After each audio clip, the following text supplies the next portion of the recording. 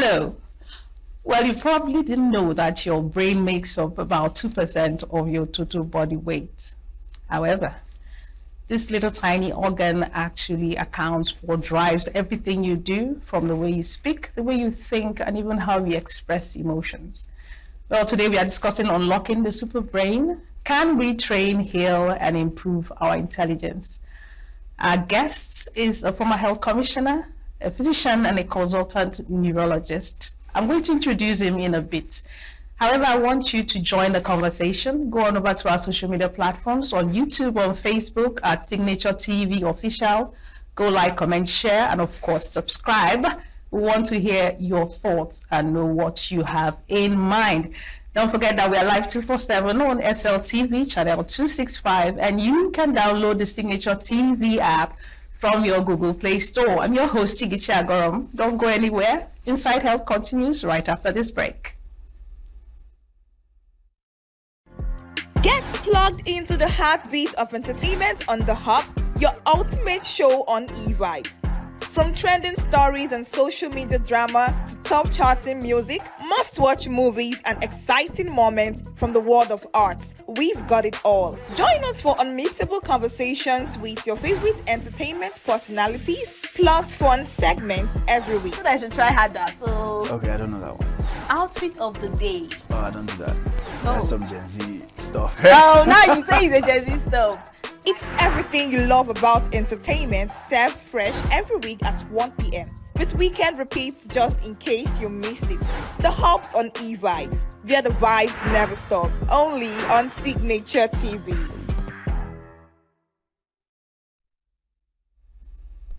And if you're just joining us, this is still Inside Health, a show on Signature TV where we break down complex health conversations into bite-sized information meant to help you take charge of your health and your well-being. Today, we are discussing unlocking the super brain. Can we train, heal, and improve our intelligence? Well, you might want to stick around because our guest is Dr. Fintan Ikuchin. He's a former commissioner for health, Enugu State, a consultant physician, a neurologist, and actually a fellow of the West African College of Physicians. Dr. Good afternoon, and thank you for joining us on the show. Thank you, Chigi. So, this is your second outing with Signature TV. Yes. We're excited. Well, thank you very much. Absolutely. So, in my introduction, I had to research, obviously, and I got to find out that the brain is just about 2% of the entire body weight. Now, is this correct? And if it is, how is it so that the brain controls everything we do, regardless of the size? In a nutshell, what is the brain? Thank you. And, Yeah. sorry to cut you short, our audience are not students, are not medical students. So we need you to break down the explanation into the basics so that the viewer can understand. All right, Chigi, I'll do my best. God's grace. And you can rate me at the end. I'm not even qualified. So you said the brain is just 2%. You have to remove the word just. Okay. Because when someone of a smaller size can take control of something very unprecedented, it's surprising. Huge. So we rather say the brain is 2% of the body weight, and despite its small size, is able to yield such controls. So that's incredible. And when I decided to do neurology, I had someone tell me, if you don't do neurology, whatever else you're going to do in your life as a specialist doctor, you'll be using your brain to do that. You'll be using your brain to study the kidney, the liver, the bones, children's diseases, whatever. So I was like, so why not study about the master of others? But that was just at the beginning. Over the years of working as a neurologist, I've come to see that the brain is not even interested in a solo performance. And this concept has come up with what we now call the gut-brain axis. So your intestines, your stomach, is tightly integrated. So that's why when you say, I have a gut feeling, it's actually the brain giving you the feeling, but it's doing that in strong association with your gut. Then again, people say, find a place in your heart to forgive. Yeah. Or I'm heartbroken. So that tells you another organ, the heart this time, is so tightly linked. So what is the brain? The brain is an organ. It's an organ that is very delicate, made of 60% fat, and then to 40% below proteins and little carbohydrates. So it's a very fatty tissue. And it's like 90% admixed with water in a newborn baby. So you have this fatty tissue with a lot of water in a newborn baby. And then as adults grow older, and in the elderly 70s, 80s, the water content shrinks to like 70%. So it's an organ, and it demands 20% of the cardiac output. So all the blood your heart pumps in a minute, 20% is dedicated to the brain. So that's when you start to see its role.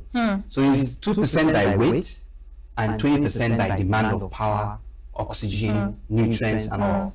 So the demand it makes on the body, on the circulation, tells you its real capacity. Wow. So it controls everything you do consciously or subconsciously. So when you decide to do something, it's your brain taking a conscious decision. When you sleep, who breathes for you? It's still the brain making sure you're breathing. When you eat, do you orchestrate digestion? It does it by itself. So it has automatic subconscious functions, and it has conscious functions which it can execute. And that's where everybody's actually interested in. Nobody's interested in having his brain make sure he digests well or breathes well. So fortunately, we don't need to help him in that regard. But we all want to perform. So that's why we're talking about unlocking the super brain today. Absolutely, absolutely. And there was something you said that was really very insightful. You did mention about the brain coordinating the physical aspect, but you also talked about the emotional or the psychological aspect when you mentioned find it in your heart to forgive. Can you just touch a little on how the brain actually affects the emotional and the psychological parts? Yeah, so the brain has several functions, and we have today simplified it into what we call cognitive domain. So the brain does one general function, which is cognition, to be aware, to receive information, to process it, and take a decision. So that's cognition. People often mistake cognition for intelligence. It's not the same thing. Okay. Intelligence is a very vague concept, and it used to be one big definition before. Today it has been split. In fact, one of the definitions of intelligence is it's what you measure by intelligence tests. Are those tests really? Yes. Well, they have a role to play. That's why you have so many, because there's always an issue with one and another comes. But in neurology, we're not interested in intelligence. The brain performs its functions, and intelligence is what the modern world is actually demanding for. Yeah, and when we talk about the domains which I mentioned, you now start to see different things the brain can do. And one of the domains that has been acknowledged globally today is emotional intelligence. So that's where you're heading to. So it's something that we all have, but to different degrees, and we all need to train. So many of the things we call common sense, it's part of emotional intelligence. Another thing about emotional intelligence is what has been called the theory of mind. So when you're able to put yourself in someone's shoes, that's the English expression. That's called empathy. Yes. So put yourself in someone's shoes. You see someone has experienced something very shocking. You don't go to the person smiling and laughing. You approach with a calm face because you feel what the person feels. So it's the brain that does this. It's called the theory of mind. So I want us to, sorry. I am sorry. I had to cut you short. Yeah. I apologize. Now, I want us to conceptualize what you've been saying. You've been saying a whole lot. Because while you were talking, and you said when you begin to empathize, that's what the brain helps you to do. But there are some people who don't understand empathy, probably psychopaths and sociopaths.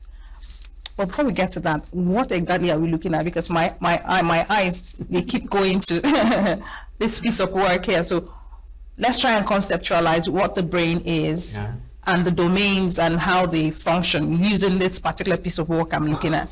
Okay, so this is a three-dimensional model of the brain. It is having colors here describing different aspects of it. Okay. And you want me not to talk like if you're a medical student, so I won't go into that. Okay. One of the important things about the brain is that it's divided into two halves. So look at that. Interesting. A left and a right half. So what everybody needs to know is that the right half of your brain is in charge of the left half of your body. God made it that way. Never you ask why. I wasn't going to. Good. So the right half of it, so the left half right, so there's a swap. So when you move your right hand, it's your left brain in action. When you feel something on the left part of your body, it's your right brain reporting that sensation. Interesting. Okay, so the inner part of the brain is fantastic. It's something that makes human beings stand out from other animals. You see, the next largest brain in the animal kingdom is the chimpanzee. The chimpanzee has the next largest brain, and After the human brain. Yes. And the difference in size is quite significant. So there used to be a time people make jokes about the size of the brain. If you have a bigger brain, you're more intelligent. So the answer to that question is yes and no. The size of the human brain being bigger than the chimpanzee is surely why the humans are more sophisticated, intelligent, and all that. But when you talk about human being to human being comparison, it doesn't apply. Good. People with a smallish brain, in quotes, are not in any way inferior to people with a bogus brain, in quotes. Yeah. Okay, so that's for the structure of the brain. So I'm looking at this 3D model, and I'm seeing different colors. I can see red, yellow, orange. Is there any way you can actually? Okay, let's use this one. Yes, great. So generally, the frontal part of the brain is what makes a human being unique. Okay. If you look at the inside of the brain, we share so many parts here with lizards, crocodiles, reptiles, birds. Little or no difference. What makes us stand out is the outermost ring, which is called the cortex. Down a little bit. Yeah, the cortex is what stands out in the human being. Okay. So the cortex in man is so similar to the monkey. So what's the difference is the size of this frontal part. So this yellow part with the pink front, this is the most unique thing about the human brain that makes the human brain superior to the primates, the apes, the monkeys. All right, so the other parts of the brain are quite similar amongst mammals. Even dolphins have very sophisticated brains. But this frontal lobe area, called the frontal lobe, is where judgment, abstract thinking, logical thinking, planning, decision making is located. So memory is not here. Memory is on the portion, this portion protruding like this here. This is temporal lobe. So if people have injuries here, they have problems With the memory. yes. So Alzheimer's disease is one of the big diseases challenging humanity today. Yes. And you have a lot of shrinkage in this part of the brain. Okay, we'll get back to that, but I'm itching to find out, to ask if a simple question. I'm not sure that the answer is that simple. Okay, scratch that. There's this particular word that came up while we were researching this particular topic, even came up while we were collating social media tweets around the same subject matter, and it's neuroplasticity. Yeah. What is neuroplasticity, and can we train the brain? There are some people that feel, oh, she was born intelligent, oh, he was born intelligent. But can someone who is on the average get to train his brain to become, super intelligent? The answer is capital yes. Great. In fact, we're all born with super brains. It's what we do or don't do that inhibits it from unfolding its capacity. So when you see someone who is super chess, you see someone who can walk a tightrope. Prodigies, people So they they call don't have a them. different brain. We even hear that Einstein's brain is being studied till today, but they've not come out over the years to say anything because there's nothing unique there. So everybody's brain has the same capacity. It has to do with training. So it can be trained, yes. So the domains we talk about, each domain can be trained. So there is a visual spatial domain, for example, with which the brain navigates, understands itself in three-dimensional world. So you go somewhere for the first time, and then when someone says, can you find your way? If you have a good visual spatial capacity, you will. If you have a poor one, you definitely can't. So that's just an example of one domain in the brain. So you can train it. So there are so many things we can do to train the brain. One of the biggest things about neuroplasticity, which is a proper word you mentioned, is that it's always applicable to everybody. Many years ago, neurology study was just in children. That the brain, what is neuroplasticity? It's the ability of the brain to reassign functions from one part to the other. Wow. So if there's an injury here. Could you explain it using this model? Sure. So if something goes on the inside parts of the brain, especially on the outer ring, the ability of function that has been lost at point X to be relocated, outsourced exactly to another point is very high. Wow. Yes. So, for instance, everybody has 2 eyes, 2 ears. When you go for an eye check, you'll be shocked when the doctor tells you hardly see with your right eye. You never knew. Neuroplasticity made your left eye compensate excellently. You go for an ear hearing test, and they tell you you're hardly hearing with your left ears, with your left ear, and you're like, what? I never noticed that. From the point you're told, you now find out it's true. But what happened before then? Compensation. So you see children, they are born, they grow up, start using their right hand, and then somewhere in early primary school they switch to the left. Something disastrous has happened to the brain. But the brain, because of neuroplasticity, switches and starts training that left hand, and the person becomes a perfect left-handed person. So if you ask the mother, she'll tell you, hey, he was right-handed, and then we don't have to change to the left. At times, the injury is temporal. So they'll not tell you, he doesn't necessarily using his right hand. Today, he uses both excellently well.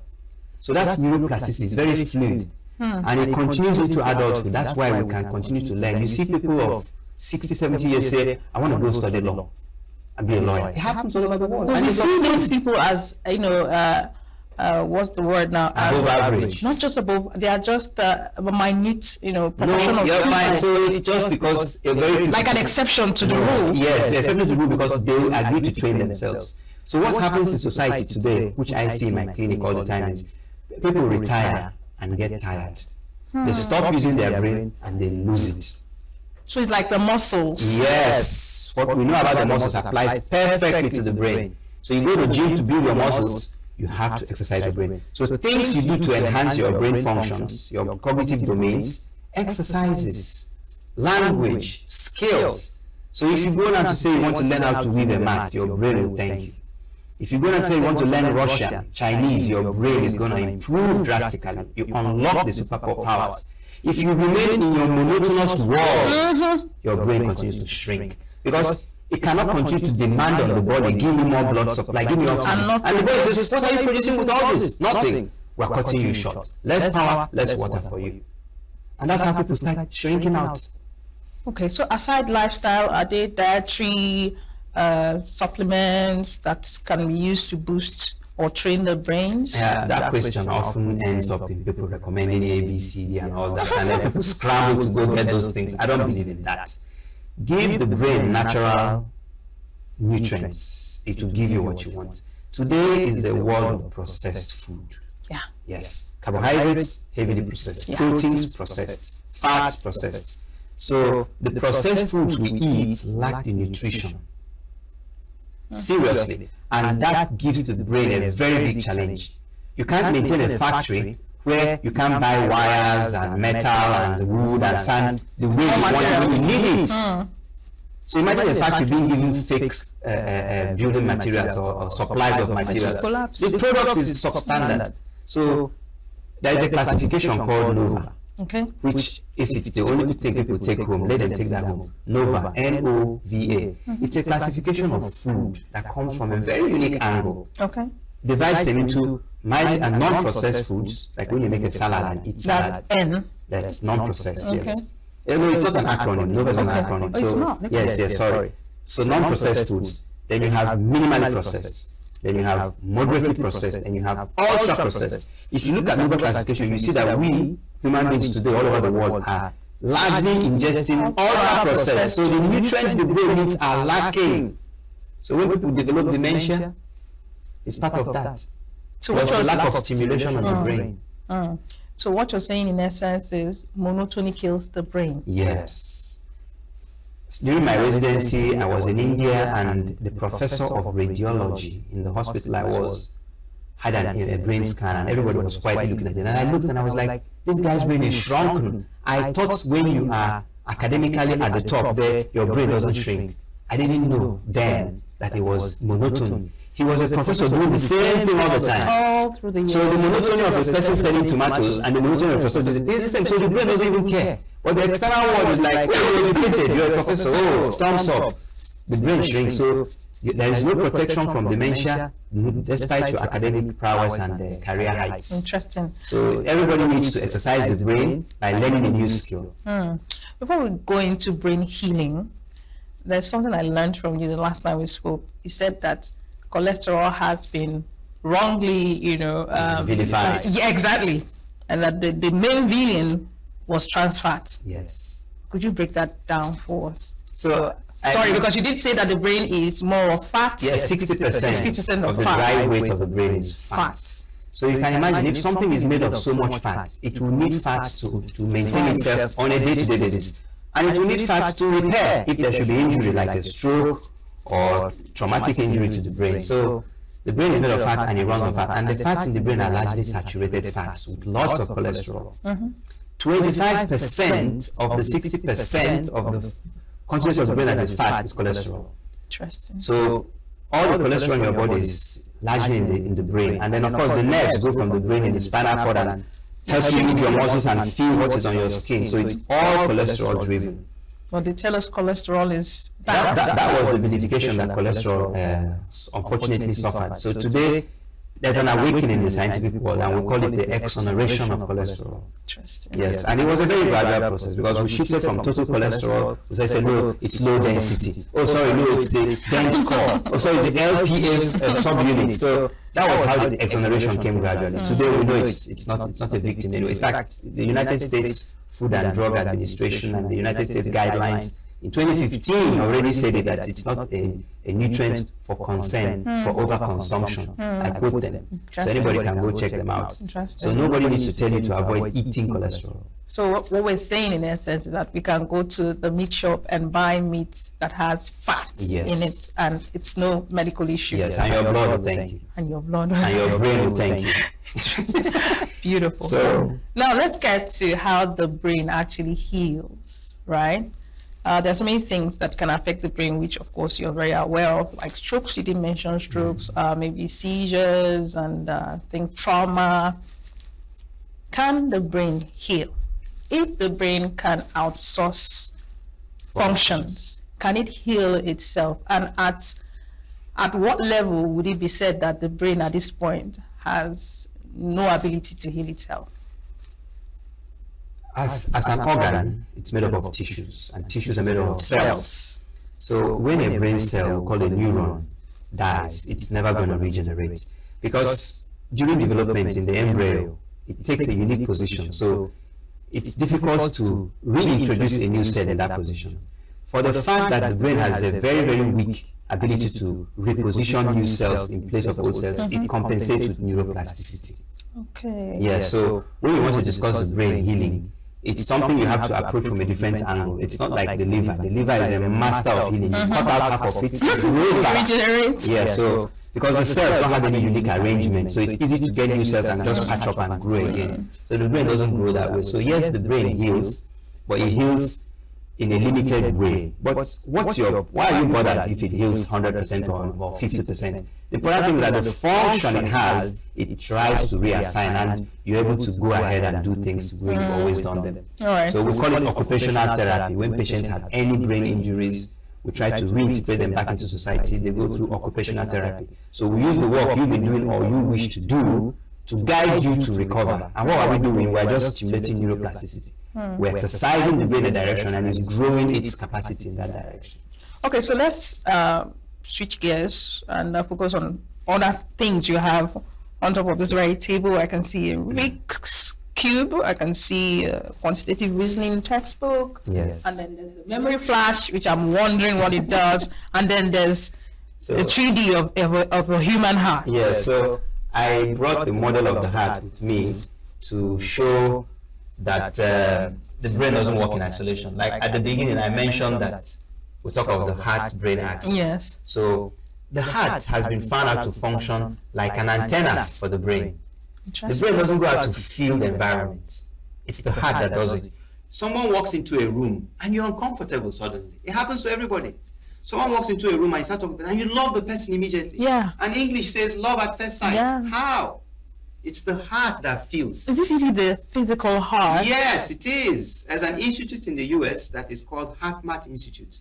They've dedicated 20 years of research to establish that it's the heart physically that communicates with other people's heart, and it does it in a very close connection with the brain. Because we are told that it's a sixth sense, it's just this realm that... It's the brain extending its ability to sense the world through the heart. Wow. So that's why I brought the model of the heart. So when someone is heartbroken, it's an emotional state which the brain is in charge of, but it's feeling it through the heart. So everybody thinks. So that's why I brought the model of the heart. So we can talk about the heart-brain axis. Okay. So here is a device. It's a toy actually. There's nothing big about it. It's used to assess short-term memory, and it's also used to train short-term memory. So For people who lose their memory so for when some someone reason. says that I don't know where I placed my keys, if you get this and practice with it, you remember where you place your keys. How does it work? It's a very simple device.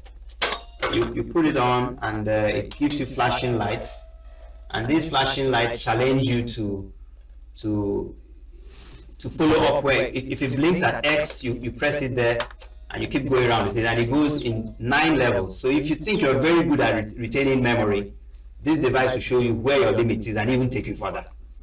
Well, really. So it's very simple. So what sort of patients would you recommend this? I use this to assess patients to create an objective outset of our journey. So if they say they have memory issues, I try and establish it here, and then we agree this is where you are today. So we start doing whatever, and in a month's time we can check back here and say this, you've done well or you've not done well. And I can also recommend for patients who just come and tell me, it seems I'm losing my ability to remember things. So it's just simply because you're not tasking the brain. So if you give the brain the nutrient it needs and the tasks that stimulate it, bring about variety, change, remove monotony, it will continue to deliver. So this is just a tool for that purpose. Then this is even a more superior tool. It's called a Rubik's Cube. It was invented by an architect to demonstrate three-dimensional designing for architecture students. And it has become a global phenomenon. It is. So how does it translate to? It tasks your muscles, your fingers. Look at it. It rotates north, south, east, west, all around like that. And these colors are very visual and stimulate the brain. So your attempt to build a green face, a red face, is what challenges the brain. You need to remember what you just did. You need to visualize where you're trying to head to. And at the same time, your fingers are working. So your muscles, your nerves, your eye, and your brain. And they are all engaged. They are all engaged. So this is even if you don't get to, trying at least gives you the exactly the benefits. Wow. And it gives a very strong motivation, because when you succeed in doing one level, we call it the bottom row, you are so excited. You achieve the second row, you're thrilled. That rewarding process is another part of the brain too. It's called the reward center. True. So whenever the reward center is stimulated, it motivates the brain to go ahead. That's why education is supposed to go with some tips, some rewards. Yes, so you give someone a thumbs up, you say good job, so a test results comes and you clap for someone. So these are rewarding activities. It stimulates the brain. Interesting. So if you go to school and then all the teacher is doing is flogging and querying, you learn slower. Yes. Great tip for teachers out there.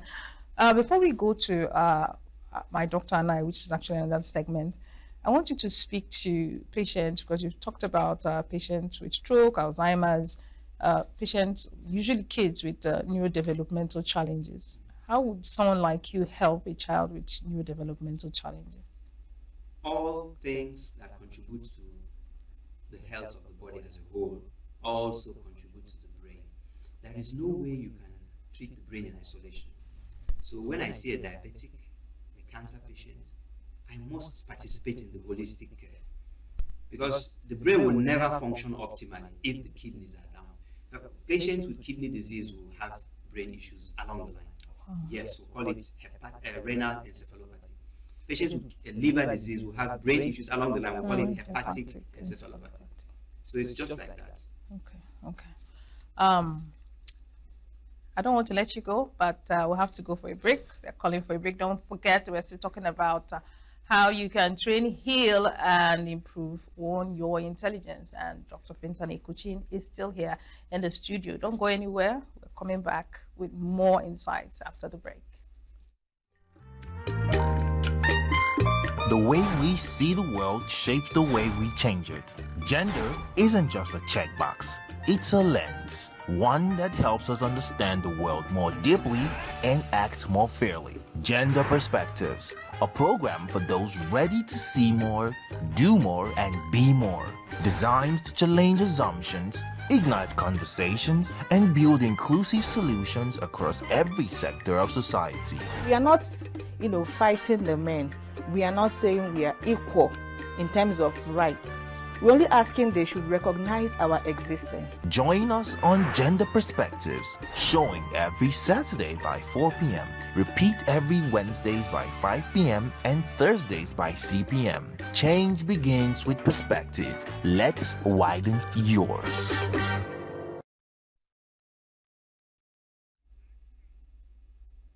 Welcome to my Doctor and I segment, where we gather tweets from online and we try to bust some myths, and the doctor in the studio is going to react to some of these social media posts. Don't forget, we are still here with Dr. Fintani Kochin, and we are trying to learn how we can train, heal, and improve on our intelligence. All right, so Adora Okonkwo from Lagos says, can neuroplasticity, I did tell you that we came across that word, can neuroplasticity be harnessed to improve intelligence in individuals with neurological disorders? Yes. So how can that happen? Depending on what the challenge the individual is facing. So I talked about visual spatial. So using the hand to do things like even building sand castles. It's a very big training for a child who has poor motor skills. It's very clumsy with the hand. So even the Rubik's Cube, like I told you, it's a very good example. So things with the hand. There are so many toys. I just can't even start mentioning them. You use your fingers. So that would be what you need to do a neuro. What about beading? Yes, sure. So, things that people can easily access. Yes, so it depends on what exactly. So where we might help the patient is to identify the weak domains and then guide you on the journey. So you do the rest yourself. So it's not just them. There are even games or apps on the phone. There's a very popular one called Elevate that has multiple domains it can train for you. Yes. Okay. So arithmetic is one. Abstract thinking, logical thinking, focus and concentration. You have children who just can't stay one place. Yes, ADHD, yeah? Yes, so it's not just something that you train with a device, but it's part of that too. So neuroplasticity works, yes, but we need to identify which domain is most affected and design a neuroplastic stimulation. Now keep putting signals on that particular area until it picks up. You don't go do the wrong one and then you get frustrated. All right, moving on. Femi from Abuja says, what role do neurologists play in developing brain training programs to improve cognitive function and intelligence? I feel these people are medical people. Yeah, fine. So neurologists that don't want to work in the clinics work with those app developers, work in research. So they are the ones that come up with all this.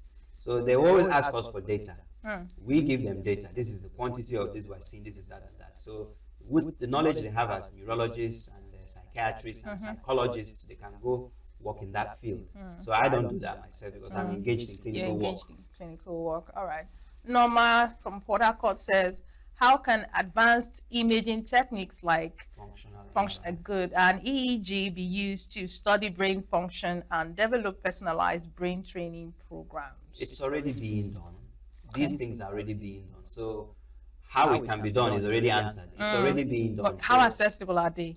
We don't have the capacity to a large extent. We have EEGs in Nigeria, but I don't know of any center where we can run functional MRIs. What's the difference between functional MRIs? Are live MRIs where a patient does a specific activity and the response of the brain. So you do something pleasant and the activity in the reward center and they monitor it. Yes.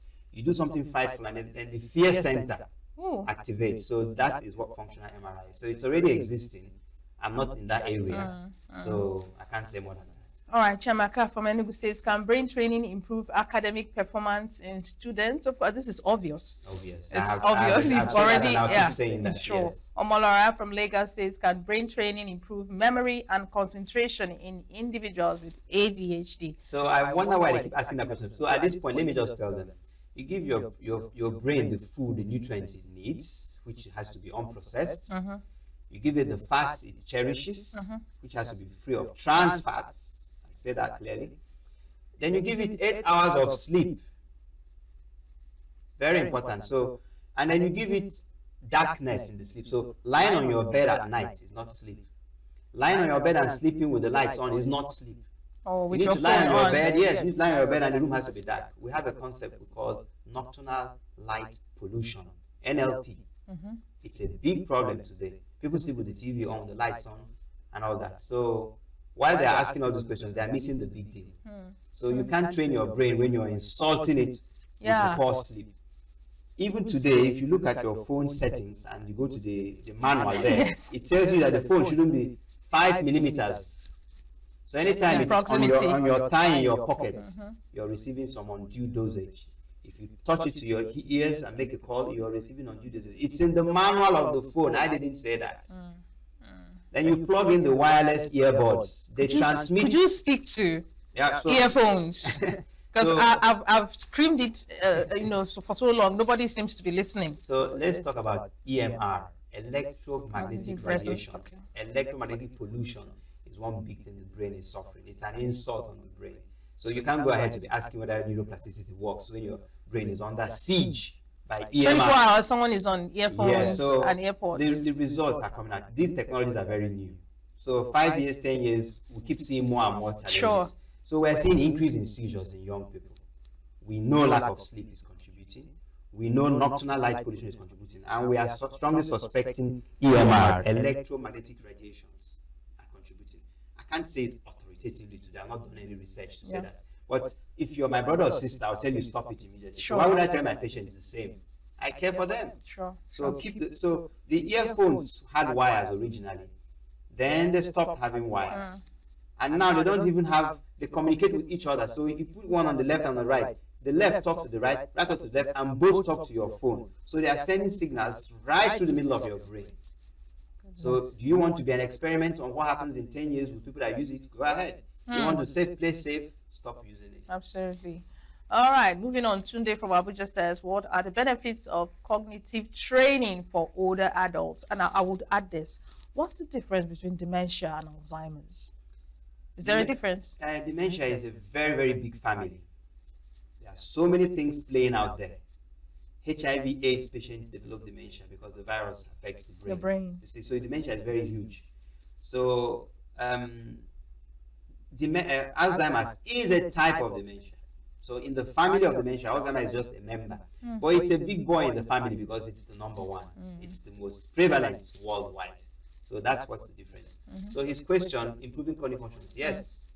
Like I said, when people retire, a lot of Igbos, I know as my patients, love their parents and they say, Papa, Mama, stop worrying yourself. I'll take care of you. And once they do that, the parents go down fast. In a year or two, you need to start putting food in their mouth for them. True. And the same children that love them and care for them in this way, they forget their names. So you walk in and he calls the child the wrong name and the child is devastated and they bring him to the hospital and say, why did you stop? He said, but he's old now. The brain is alive and needs to be stimulated. So if you retire from civil service or work, turn around 180 degrees and start something else immediately. True. You know, you will even notice the trend amongst civil servants, retired civil servants. Once they retire, just in a few years. So it's the basic thing we're discussing. They stop stimulating the brain. Even the monotony they were doing is no more. Even the monotony is removed. Talk of variety. All right. Gift says, Gift is from Port Harcourt. Can neurofeedback training be used to improve cognitive function and intelligence? What is neurofeedback? Neurofeedback involves technologies that look at one aspect of the neurologic capacity of a person. So, for example, if functional MRI is available and you do something and it reads this way immediately, it's a form of neurofeedback. Okay, but there are even simpler ones. There are devices you can plug to your ear here and connect it to a software on a computer, and then you tell the person, say this, say that, and it gives. So you heard of the lie detectors. It's the same thing. It's a neurofeedback. You ask questions. Were you at the scene of the crime? The person lies and says, I wasn't. And the neurofeedback says it's the other way around. Because he becomes anxious, he sweats. The neurofeedback fix the sweating on his skin. His heart rate goes up. You don't see it, but the neurofeedback fixes it. So that's neurofeedback for you. So it's used in a lot of training. Okay, great. Bola Debayo, Lagos says, how can we measure the effectiveness of brain training programs? Through neurofeedback. That's his answer. Okay. Neurofeedback gives you the effectiveness. And of course, your real world engagements, like these things I've demonstrated here, when you start practicing them, your real world day-to-day occupation and all that, you start seeing improvements. You see it yourself. Others start seeing it too. Interesting. So you're saying an average student can go ahead to make straight A's if he or she starts training with some of these tools? Yes, there are a lot of other things too. We talk about brain waves. There are certain sounds you can listen to, and it causes your brain waves to go into a frequency that is better for learning. So there are devices that do that. We call them frequency following response, brain training. There are so many of them. Some use light to cause the brain to take a frequency. Some use sound.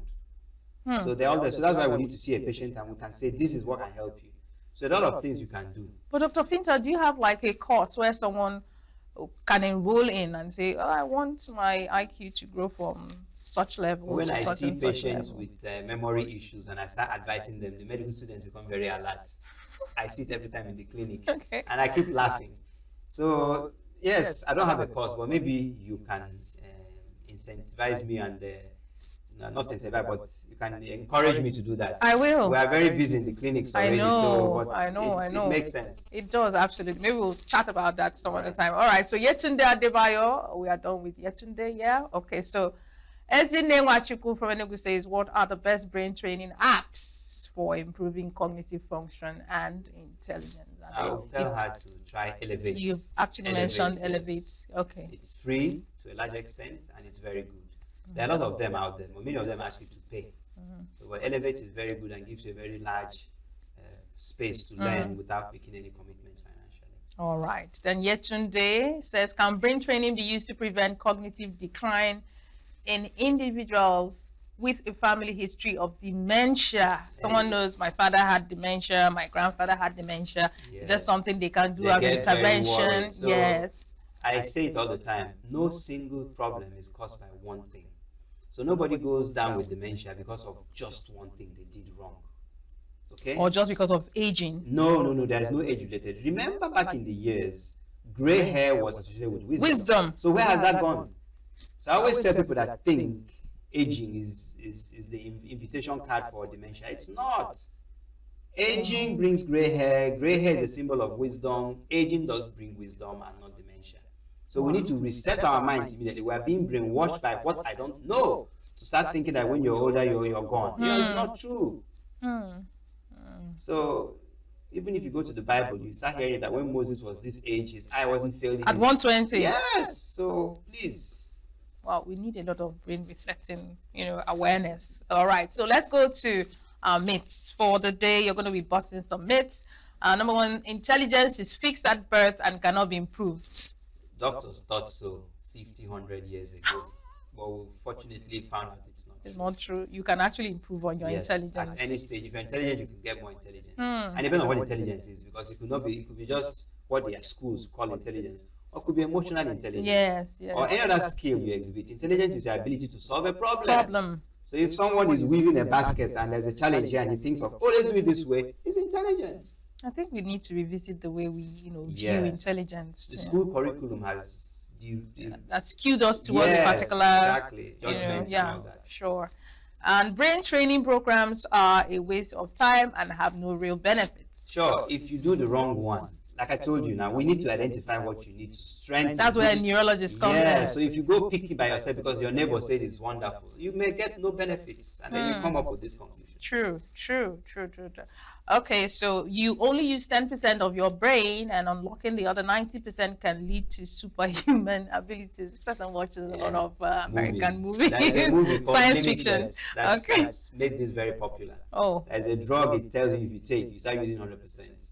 I think I've watched that movie. Yeah, it's Yeah. fantastic. I watched Yeah. it too. But like I said, everybody has a super brain. So it's because you've not encouraged it in this way, or you've inhibited or challenged it in the other way. So that's what you have. But it's always possible to improve. and But work then on it's not it. something you trigger at the snap of a finger. No. It's something you build over time. Yes. So it's important we put it out there. Intelligence is solely determined by genetics, and there's nothing you can do to improve it. Igbo culture. People tell this myth a lot. When a guy wants to marry, they say, let's go check the background of the family. Oh, they're very Farmer intelligent. Akwukwo. Okay, so you can marry from there. Well, if you track the history of such marriages, you end up seeing that it doesn't really work that way. Yeah.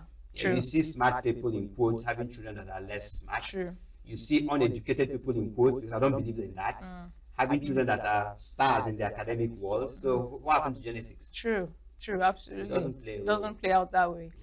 All right, brain training is only for people with cognitive impairments or neurological disorders. We've seen that that is not true. So moving on.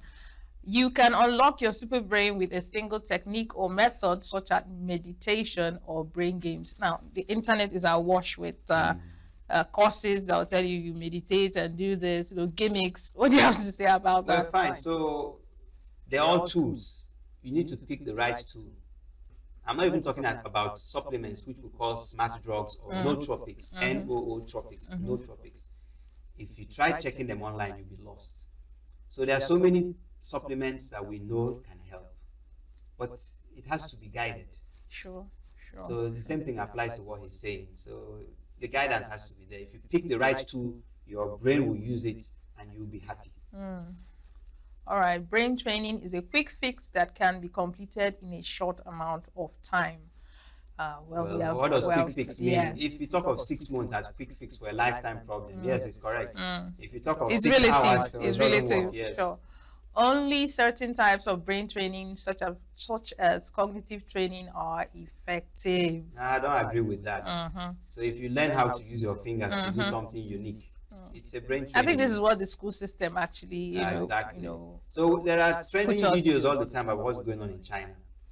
The children come to school and spend so much time doing Building. things. Yes, that is training of the brain in all dimensions. They are training judgment, visual, spatial, memory, language, attention, judgment. Yeah, hitting on all the senses. Yes. So you start to see which one has more passion based on the family background and all that, and the child excels in that And one. that for one, life.